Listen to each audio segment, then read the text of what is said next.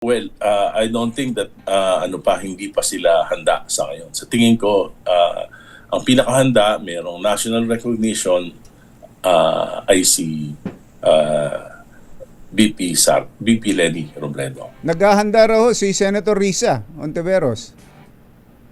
Well, kaibigan naman natin, wala naman tayong masamang tinapay.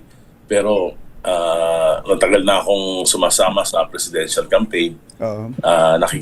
Makikita niyo naman sa survey ratings na sa ngayon, ang pinakamalakas na kandidato ng Liberal Party at ng opposition, even sa ratings, ay si Vice President Sara. Although Vice President Lenny. At si Vice President Sara, bagamat siya ang nakakaangat sa ngayon, mas marami siyang issue na sasagutin.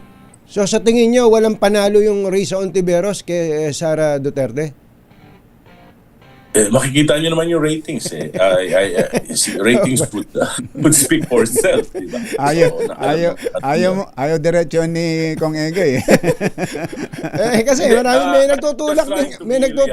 I'm just trying to be realistic. Kasi nga, sabi ko nga sa inyo, may mahabang karanasan ako sa mga presidential campaigns.